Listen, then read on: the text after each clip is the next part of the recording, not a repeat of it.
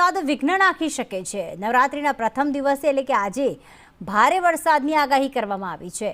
આજે દક્ષિણ ગુજરાતમાં ભારે વરસાદની સંભાવના વ્યક્ત કરવામાં આવી, જેમાં નવસારી, સુરત, ભરૂચમાં આજરોજ ભારે વરસાદની આગાહી કરવામાં આવી છે। આ ઉપરાંત તાપી અને નર્મદામાં પણ આજરોજ ભારે વરસાદ રહેશે।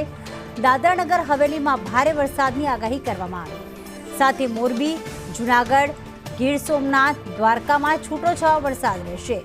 અમરેલી અને રાજકોટમાં પણ છૂટાછવાયા વરસાદની આગાહી કરવામાં આવી છે, તો કેટલાક જિલ્લામાં 30 થી 40 કિલોમીટરની ગતિએ પવન ફૂંકાશે। અમદાવાદ અને ગાંધીનગરમાં વરસાદી ઝાપટાની આગાહી, વડોદરા સહિત અન્ય જિલ્લામાં વરસાદી ઝાપટાની આગાહી કરવામાં આવી।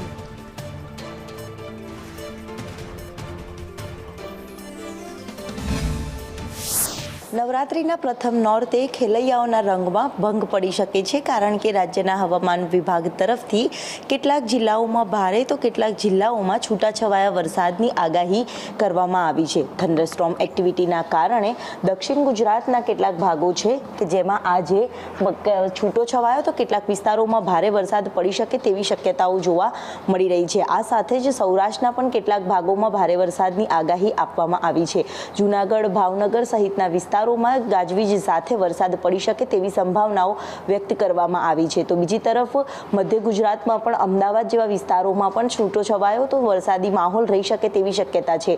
વડોદરામાં પણ ભારે વરસાદ પડી શકે તેવી સંભાવનાઓ જોવા મળી રહી છે। ગાંધીનગર સહિતના વિસ્તારોમાં પણ સામાન્યથી મધ્યમ વરસાદ રહે તેવી સંભાવનાઓ છે।